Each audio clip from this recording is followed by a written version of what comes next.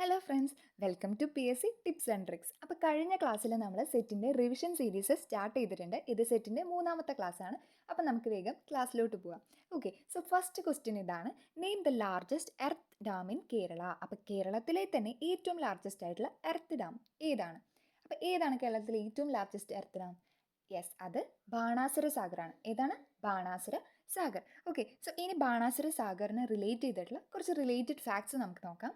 Okay, അപ്പോൾ ബാണാസുര സാഗർ പറഞ്ഞു കഴിഞ്ഞാൽ ഇന്ത്യയിലെ തന്നെ ഏറ്റവും ലാർജസ്റ്റ് ആയിട്ടുള്ള എർത്ത് ഡാമാണ് ബാണാസുര സാഗർ. അതുപോലെ തന്നെ ഏഷ്യയിലെ സെക്കൻഡ് ലാർജസ്റ്റ് എർത്ത് ഡാമാണ് ബാണാസുര സാഗർ. അപ്പോൾ നമ്മൾ 3 ക്വസ്റ്റ്യൻ പഠിച്ചു. കേരളത്തിലെ ലാർജസ്റ്റ് എർത്ത് ഡാം ഏതാണെന്ന് ചോദിച്ചു കഴിഞ്ഞാൽ അത് ബാണാസുര സാഗർ. ഇന്ത്യയിലെ ലാർജസ്റ്റ് എർത്ത് ഡാമാണ് ബാണാസുര സാഗർ. ഇനി ഏഷ്യയിലെ തന്നെ സെക്കൻഡ് ലാർജസ്റ്റ് എർത്ത് ഡാമാണ് ബാണാസുര സാഗർ. ഇനി ബാണാസുര സാഗർ എവിടെയാണ് ലൊക്കേറ്റ് ചെയ്തിരിക്കുന്നതെന്ന് ചോദിക്കും. എവിടെയാണ് ബാണാസുര സാഗർ ലൊക്കേറ്റ് ചെയ്യുന്നത്? യെസ്, അത് കേരളത്തിലെ വയനാട് ഡിസ്ട്രിക്റ്റിലാണ് ബാണാസുര സാഗർ ലൊക്കേറ്റ് ചെയ്യുന്നത്. ഇത് ഏത് റിവറിലാണെന്ന് ചോദിച്ചു കഴിഞ്ഞാൽ കബനി റിവറാണ്. ഏത് റിവറാണ്? കബനി റിവറാണ്. ഓക്കെ അല്ലേ? ഓക്കെ, സോ നമുക്കിനി അടുത്ത ക്വസ്റ്റ്യനിലോട്ട് പോവാം. അതിന് മുന്നേ നമുക്ക് കുറച്ച് ഇമ്പോർട്ടൻസ് ഉള്ള കുറച്ച് ഡാംസ് കൊടുത്തിട്ടുണ്ട്. പൂത്തുണ്ടി ഏത് ജില്ലയിലാണ്? യെസ്, അത് പാലക്കാട് ജില്ലയിലാണ് പൂത്തുണ്ടി ഡാം സ്ഥിതി ചെയ്യുന്നത്. ഇനി PSC ഏറ്റവും കൂടുതൽ റിപ്പീറ്റ് ചെയ്തിട്ടുള്ള ഒരു ക്വസ്റ്റ്യൻ ആണ് തെന്മല. തെന്മല എന്ന് പറഞ്ഞു കഴിഞ്ഞാൽ India's first eco tourism project site ആണ്. അപ്പോൾ ഇന്ത്യയിലെ തന്നെ first eco tourism project site ഏതാണെന്ന് ചോദിച്ചു കഴിഞ്ഞാൽ അതേതാണ്? അത് തെന്മലയാണ്. തെന്മല ഏത് ഡിസ്ട്രിക്റ്റ് ആണെന്ന് നിങ്ങളൊന്ന് കമൻറ്റ് ചെയ്യുക. ഓക്കെ, സോ മുല്ലപ്പെരിയാർ ഫേമസ് ആണല്ലോ അല്ലേ? സോ മുല്ലപ്പെരിയാർ ഏത് ഡിസ്ട്രിക്റ്റ് ആണ്? യെസ്, അത് കേരളത്തിലെ ഇടുക്കി ജില്ലയിലാണ് മുല്ലപ്പെരിയാർ അണക്കെട്ട് സ്ഥിതി ചെയ്യുന്നത്. അപ്പോൾ ഇത്രയും കാര്യങ്ങൾ ഓക്കെ എന്ന് വിചാരിക്കണം. സോ നമുക്ക് അടുത്ത ക്വസ്റ്റ്യനിലോട്ട് പോവാം. സോ നെക്സ്റ്റ് ക്വസ്റ്റ്യൻ ഇതാണ്: playing it my way is the autobiography of. അപ്പോൾ ആരുടെ ഓട്ടോബയോഗ്രഫിയാണ് പ്ലേയിങ് ഇറ്റ് മൈ വേ? അപ്പോൾ പ്ലേയിങ് എന്നുണ്ട് അല്ലേ? സോ പ്ലേയിങ് എന്ന് കണ്ടാൽ എന്താ? അതെന്തോ ഒരു സ്പോർട്സ് റിലേറ്റഡ് ആയിരിക്കും അല്ലേ? Okay, so playing it my way is the autobiography of Sachin Tendulkar. ഇത് സെറ്റിന് പ്രീവിയസ് ചോദിച്ചിട്ടുള്ള ക്വസ്റ്റ്യൻ ആണ്. അപ്പോൾ അത്രയും ഇമ്പോർട്ടൻസ് കൊടുത്തിട്ട് വേണം നിങ്ങൾ പഠിക്കാൻ വേണ്ടിയിട്ട്. Okay, so playing it my way is the autobiography of Sachin Tendulkar. ഇനി നമുക്ക് ഇതുപോലെ റിലേറ്റഡ് ആയിട്ടുള്ള കുറച്ച് ഫാക്ട്സ് നമുക്ക് നോക്കാം. സോ ഈ പ്ലേയിങ് അറ്റ് മൈ വേ എന്ന് പറഞ്ഞു കഴിഞ്ഞാൽ സച്ചിൻ തെണ്ടുൽക്കറിൻ്റെ ഓട്ടോബയോഗ്രഫിയാണ്. ഇതിൻ്റെ കോ ഓതർ ആരാന്ന് ചോദിക്കാൻ സാധ്യതയുണ്ട്. ഇതിൻ്റെ കോ ഓതർ ആരാണ്? യെസ്, അത് ബോറിയ മജുംദാറാണ്. ബോറിയ മജുംദാർ. ഇനി 2014 ഇത് റിലീസ് ചെയ്തിട്ടുള്ളത്. ഇനി ഇതിനെ റിലേറ്റ് ചെയ്തിട്ടുള്ള കുറച്ച് ഓട്ടോബയോഗ്രഫീസ് നമുക്ക് നോക്കാം. സോ ഫസ്റ്റ് റിക്കി പോണ്ടിങ്ങിൻ്റെ ഓട്ടോബയോഗ്രഫിയാണ് at the close of play. Okay, ഇനി സൗരവ് ഗാംഗുലിയുടെ ഓട്ടോബയോഗ്രഫിയാണ് a century is not enough. നമുക്ക് കണക്ട് ചെയ്ത് പഠിക്കും. ഇപ്പം ഗാംഗുലി സെഞ്ച്വറി. അപ്പം നമ്മൾ എന്ത് പഠിക്കുമ്പോഴും എന്തെങ്കിലും ഒന്ന് കണക്ട് ചെയ്ത് പഠിക്കുകയാണെങ്കിൽ നമുക്ക് കൂടുതൽ നാൾ മെമ്മറിയിൽ സ്റ്റോർ ചെയ്ത് വെക്കാൻ പറ്റും. ഓക്കെ, സോ നിങ്ങൾ മാക്സിമം കോഡ്സും ട്രിക്സും ഒക്കെ വെച്ച് പഠിക്കാൻ ശ്രമിക്കുക. ഓക്കെ, ഇനി ബ്രയാൻ ലാറയുടെ ഓട്ടോബയോഗ്രഫിയാണ് ബീറ്റിംഗ് ദ ഫീൽഡ്. അപ്പോൾ ബ്രയാൻ ബീറ്റിംഗ്. അപ്പോൾ ബ്രയാൻ ലാറയുടെ ഓട്ടോബയോഗ്രഫിയാണ് ബീറ്റിംഗ് ദ ഫീൽഡ്. അപ്പോൾ നമ്മൾ 4 പേരുടെ ഓട്ടോബയോഗ്രഫി പഠിച്ചു അല്ലേ? ഏതൊക്കെയാണ് ഒന്ന് പറഞ്ഞു നോക്കിയേ. എൻ്റെ ഒപ്പം റിപ്പീറ്റ് ചെയ്ത് പറഞ്ഞു നോക്കാം കേട്ടോ. Okay, so first playing it my way is the autobiography of, yes പറഞ്ഞേ, സച്ചിൻ തെണ്ടുൽക്കർ. ഓക്കെ, ഇനി റിക്കി പോണ്ടിങ്ങിൻ്റെ ഓട്ടോബയോഗ്രഫിയാണ് at the close of play. ഇനി സൗരവ് ഗാംഗുലി എന്താ നമ്മൾ പറഞ്ഞ? സെഞ്ച്വറി. അതായത് a century is not enough. ഇനി ബ്രയാൻ ലാറയുടെ എന്തായിരുന്നു? Beating the field. ഓക്കെ അല്ലേ? ഓക്കെ, സോ നമുക്ക് നെക്സ്റ്റ് ക്വസ്റ്റ്യനിലോട്ട് പോവാം. ആൻസർ വന്നു അല്ലേ? Okay, so the 2028 Olympic games will be held in. അപ്പോൾ 2028 ഒളിമ്പിക്കിന് വേദിയാകുന്നത് എവിടെയാണെന്നാണ് ക്വസ്റ്റ്യൻ. അപ്പോൾ എവിടെയാണ് 2028 ഒളിമ്പിക് നടക്കാൻ പോകുന്നത്? യെസ്, അത് ലോസ് ആഞ്ചൽസിലാണ്. എവിടെയാണ്? ലോസ് ആഞ്ചൽസിലാണ്. അപ്പോൾ ലോസ് ആഞ്ചൽസിന് ഇതിനു മുന്നേ 2 പ്രാവശ്യമാണ് ഒളിമ്പിക് കണ്ടക്ട് ചെയ്തിട്ടുള്ളത്. ആ ഇയർ ജസ്റ്റ് നിങ്ങളൊന്ന് നോക്കി വെക്കുക. 1932, 1984. ഇനി നടക്കാൻ പോകുന്നത് എവിടെയാണ്? ലോസ് ആഞ്ചൽസിലാണ്. അത് 2028 ഓക്കെ അല്ലേ? ഓക്കെ, സോ നമ്മൾ ഇതുപോലെ റിലേറ്റ് ആയിട്ടുള്ള കുറച്ച് ഫാക്ട്സ് ഞാൻ പറയാം. ഇതിന് മുന്നേ, അതായത് 2024 കഴിഞ്ഞ ഒളിമ്പിക് നടന്നത് എവിടെയാണെന്ന് ചോദിച്ചു കഴിഞ്ഞാൽ പാരീസിലാണ്. എവിടെയാണ്? പാരീസിലാണ്. ഓക്കെ, ഇനി 2020 നടന്നത് ടോക്കിയോ, ജപ്പാനിലാണ്. Tokyo, Japan. ഓക്കെ, അപ്പോൾ നമുക്ക് എൻ്റെ ഒപ്പം ഒന്ന് റിപ്പീറ്റ് ചെയ്ത് പറഞ്ഞു നോക്കാം. 2028 ഒളിമ്പിക് നടക്കാൻ പോകുന്നത് എവിടെയാണ്? യെസ്, അത് ലോസ് ആഞ്ചൽസിലാണ്. Los Angeles. ഇനി 2024 എവിടെയായിരുന്നു? അത് പാരീസിലാണ്. ഇനി 2020 അത് ടോക്കിയോ, ജപ്പാൻ. ഓക്കെ, ഇനി 2012 നടന്നത് ലണ്ടനിലാണ്. ഓക്കെ അല്ലേ? ഓക്കെ, സോ നമുക്ക് അടുത്ത ക്വസ്റ്റിനോട്ട് പോവാം. The concept of emotional intelligence was popularised by. അപ്പോൾ ഇമോഷണൽ ഇൻ്റലിജൻസ് എന്നുള്ള ഒരു കോൺസെപ്റ്റ് പോപ്പുലറൈസ് ചെയ്തത് ആരാന്നാണ് ക്വസ്റ്റ്യൻ. ഇത് ഞാൻ ഓൾറെഡി സ്ക്രോൾ ചെയ്തപ്പോൾ നിങ്ങൾ കണ്ടിട്ടുണ്ടാവും, ഡാനിയൽ ഗോൾമാൻ. ആരാണ് ഇമോഷണൽ ഇൻ്റലിജൻസ് പോപ്പുലറൈസ് ചെയ്തത്? Daniel Goleman. വളരെ ഇമ്പോർട്ടൻ്റ് ആണ്, പഠിച്ചു വയ്ക്കാം. ഡാനിയൽ ഗോൾമാൻ ആണ് ഇമോഷണൽ ഇൻ്റലിജൻസ്. ഇത് നമ്മൾ ഓൾറെഡി BEd പഠിക്കുമ്പോൾ തന്നെ പഠിച്ചിട്ടുള്ളതാണ്. അപ്പോൾ കുറേ പേരൊക്കെ അത് മറന്നു പോയിട്ടുണ്ടാവും. അതങ്ങനെയാണല്ലോ. അപ്പോൾ നമ്മൾ എന്ത് ചെയ്യുക? മാക്സിമം റിപ്പീറ്റ് ചെയ്യുക, റിവൈസ് ചെയ്യുക, വീണ്ടും വീണ്ടും ഇതുപോലെ വീഡിയോസും അതുപോലെ ബുക്സൊക്കെ റെഫർ ചെയ്യുക. നമുക്കത് സെറ്റാവും. ഓക്കെ അല്ലേ? ഓക്കെ, അപ്പോൾ ഇമോഷണൽ ഇൻ്റലിജൻസ് പോപ്പുലറൈസ് ചെയ്തത് ആരാണ്? Daniel Goleman. ഓക്കെ അല്ലേ? ഓക്കെ, സോ അദ്ദേഹം ഇമോഷണൽ ഇൻ്റലിജൻസ് എന്നുള്ള ബുക്ക് എഴുതിയത് 1995 ഓക്കെ, ഇനി നമുക്ക് ഇതുപോലെ കുറച്ച് ഇമ്പോർട്ടൻസ് ഉള്ള കുറച്ച് തിയറീസൊക്കെ അതിൻ്റെ ഓതേഴ്സും ആരാന്ന് നമുക്ക് നോക്കാം. ഓക്കെ, സോ ഫസ്റ്റ് ഗിൽഫോർഡ് ആണ്. ഇപ്പം നമ്മൾ പഠിച്ചത് ആരായിരുന്നു? Daniel Goleman. ഡാനിയൽ ഗോൾമാൻ്റെയാണ് ഇമോഷണൽ ഇൻ്റലിജൻസ്. ഇനി പഠിക്കുന്നത് ഗിൽഫോർഡ്. ഗിൽഫോർഡിൻ്റെയാണ് ഇൻ്റലക്റ്റ് തിയറി. എന്താണ് ഇൻ്റലക്റ്റ് തിയറി? അപ്പോൾ intellect theory Guilford, intellect theory Guilford. ഇനി ബന്ദൂരയുടെയാണ് സോഷ്യൽ ലേണിംഗ് തിയറി. എന്താണ് social learning theory? Social learning theory ആരുടെയാണ്? Albert Bandura. ഓക്കെ, ഇനി സ്പിയർമാൻ. ഇപ്പം നമ്മൾ ഗോൾമാൻ പഠിച്ചു. ഗോൾമാൻ ആയിരുന്നു ഇമോഷണൽ ഇൻ്റലിജൻസ്. സ്പിയർമാൻ്റെ 2 ഫാക്ടർ തിയറി ഓഫ് ഇൻ്റലിജൻസ്. രണ്ട് പേര് ഇൻ്റലിജൻസ് തന്നെയാണ്. അപ്പോൾ സ്പിയർമാൻ, ഗോൾമാൻ അങ്ങനെ പഠിക്കുക. Spearman 2 factor theory of intelligence, G ഫാക്ടറും S ഫാക്ടറും. Daniel Goleman emotional intelligence. Okay, അപ്പം നമ്മൾ ഒന്ന് റിപ്പീറ്റ് ചെയ്ത് പറയാം. Daniel Goleman emotional intelligence. Guilford എന്തായിരുന്നു? Intellect theory. അപ്പോൾ ഇൻ്റലക്റ്റ് തിയറി കൊണ്ടുവന്നത് ഗിൽഫോർഡാണ്. ഇനി ബന്ദൂര നമ്മൾ മറക്കില്ല അല്ലേ? Social learning theory Albert Bandura. ഇനി സ്പിയർമാനും ഇൻ്റലിജൻസ് റിലേറ്റഡ് ആണ്. അതായത് 2 ഫാക്ടർ തിയറി ഓഫ് ഇൻ്റലിജൻസ്. 2 ഫാക്ടറാണ്, G ഫാക്ടറും S ഫാക്ടറും. പഠിച്ചില്ലേ? ഓക്കെ അല്ലേ? ഓക്കെ, സോ നമുക്ക് അടുത്ത ക്വസ്റ്റ്യനിലോട്ട് പോവാം.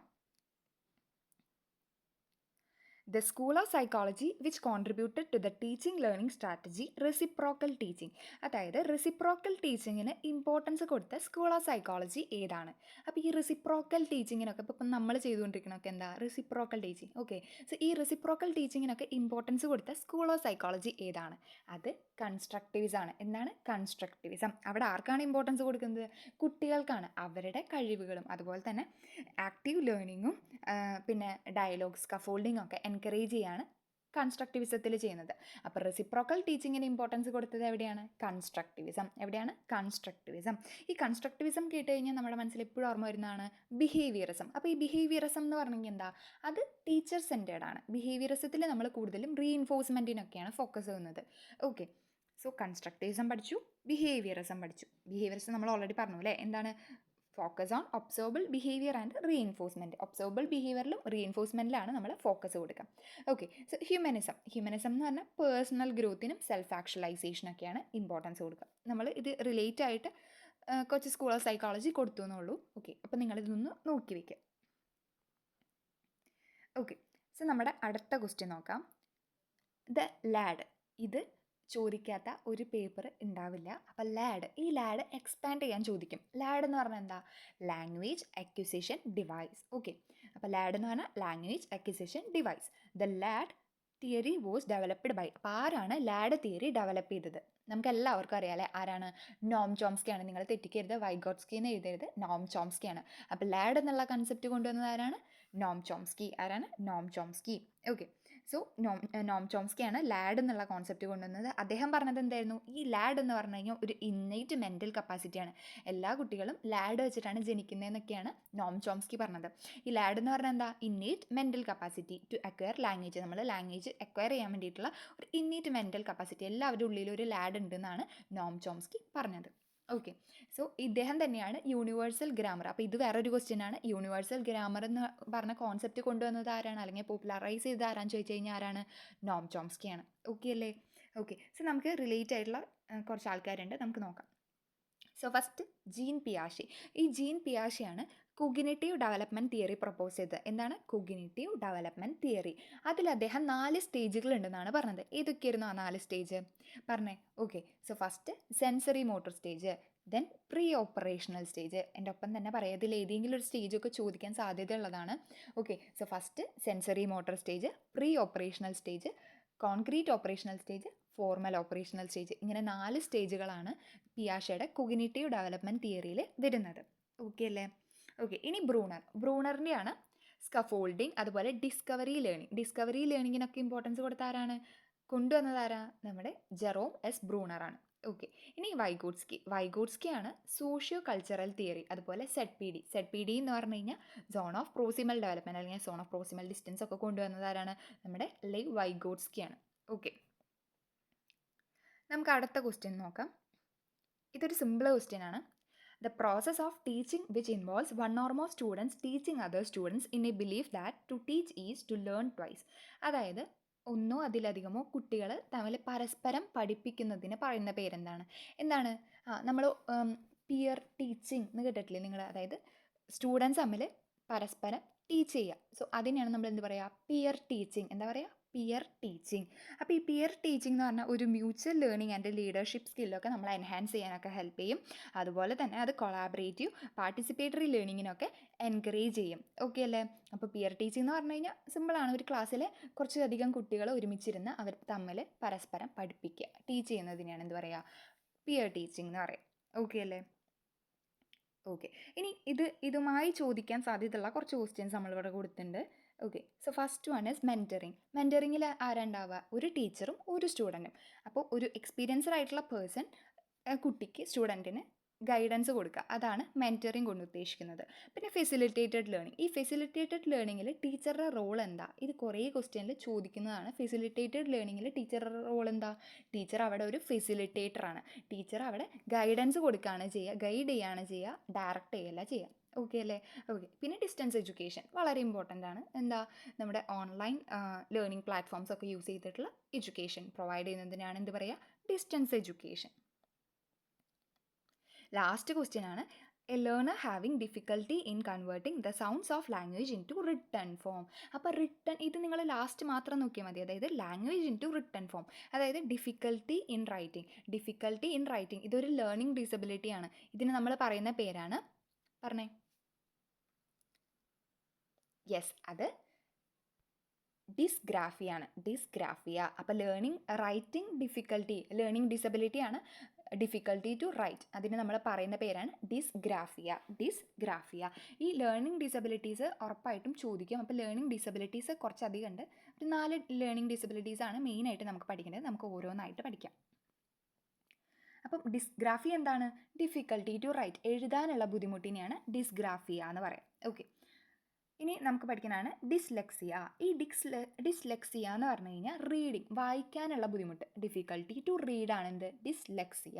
അപ്പോൾ ഡിസ്ഗ്രാഫിയ എന്ന് പറഞ്ഞു കഴിഞ്ഞാൽ എഴുതാനുള്ള ബുദ്ധിമുട്ട്, ഡിസ്ലെക്സിയ എന്ന് പറഞ്ഞാൽ വായിക്കാനുള്ള ബുദ്ധിമുട്ട്. ഇനി അതുപോലെ ഡിസ്കാൽക്കുലിയ. ഈ കാൽക്കുലിയ എന്ന് പറഞ്ഞാൽ എന്താ? കാൽക്കുലേഷനൊക്കെ എവിടെ വരിക? മാത്സിലല്ലേ വരിക. അപ്പോൾ മാത്തമാറ്റിക്കൽ പ്രോബ്ലംസ് ഒക്കെ സോൾവ് ചെയ്യാനുള്ള ബുദ്ധിമുട്ടിനെയാണ് ഡിസ്കാൽക്കുലിയ എന്ന് പറയാം. അപ്പോൾ അതൊരു ലേണിംഗ് ഡിസബിലിറ്റിയാണ്. അപ്പോൾ ഡിസ്കാൽക്കുലിയ എന്ന് പറഞ്ഞു കഴിഞ്ഞാൽ എന്താ? Effects mathematical abilities. അടുത്ത ഡിസ്പ്രാക്സിയ എന്ന് പറഞ്ഞു കഴിഞ്ഞാൽ നമ്മുടെ കോർഡിനേഷനെയും മൂവ്മെൻറ്റിനെയും മോട്ടോർ ആക്ഷനെയും ഒക്കെ നമ്മളെ എഫക്റ്റ് ചെയ്യുന്നതാണ് എന്ത്? ഡിസ്പ്രാക്സിയ. എന്താണ്? ഡിസ്പ്രാക്സിയ. ഓക്കെ, അപ്പോൾ മെയിനായിട്ട് 4 ലേണിംഗ് ഡിസബിലിറ്റീസ് നിങ്ങൾ പഠിച്ചു വയ്ക്കുക. ഗ്രാഫിയ എന്ന് പറഞ്ഞാൽ ഗ്രാഫ് എന്താ ചെയ്യുക? നമ്മൾ വരയ്ക്കുക ചെയ്യുക അല്ലേ? അപ്പോൾ നമ്മളത് ഇങ്ങനെ എഴുതല്ലേ ചെയ്യുക. അപ്പോൾ റൈറ്റിങ്ങിന് ബുദ്ധിമുട്ട് ഉള്ളതാണ് ഡിസ്ഗ്രാഫിയ. അപ്പോൾ അതെന്താണ്? ഡിസ്ഗ്രാഫിയ എന്ന് പറഞ്ഞാൽ ഡിഫിക്കൽട്ടി ടു റൈറ്റ്. ഇനി ഡിസ്ലെക്സിയ എന്ന് പറഞ്ഞു കഴിഞ്ഞാൽ വായിക്കാനുള്ള ബുദ്ധിമുട്ടാണ്. ഡിഫിക്കൽട്ടി ടു റീഡ് ആണ് ഡിസ്ലെക്സിയ. ഡിസ്കാൽക്കുലിയ സിമ്പിളാണ്, മാത്തമാറ്റിക്കൽ പ്രോബ്ലംസ് സോൾവ് ചെയ്യാനുള്ള ബുദ്ധിമുട്ട്. ഇനി ഡിസ്പ്രാക്സിയ എന്ന് പറഞ്ഞാൽ മോട്ടോർ കോർഡിനേഷനൊക്കെ ഉള്ള ഡിഫിക്കൽട്ട്. ഓക്കെ അല്ലേ? അപ്പോൾ ഇത്രയും ക്വസ്റ്റ്യൻസ് എല്ലാവർക്കും ക്ലിയർ ആയെന്ന് വിചാരിക്കുന്നു. നിങ്ങൾക്ക് ഈ ക്ലാസ് ഇഷ്ടമാണെങ്കിൽ ചാനലൊന്ന് സബ്സ്ക്രൈബ് ചെയ്യുക, അതുപോലെ ലൈക്ക് ചെയ്യുക, ഫ്രണ്ട്സിനൊക്കെ മാക്സിമം ഷെയർ ചെയ്യുക. എല്ലാവരും സിറ്റിനെ നന്നായി പഠിക്കുക. എല്ലാവർക്കും സിറ്റ് ഈസി ആയിട്ട് ക്രാക്ക് ചെയ്യാൻ പറ്റട്ടെ എന്ന് ആശംസിക്കുന്നു. Thanks for watching.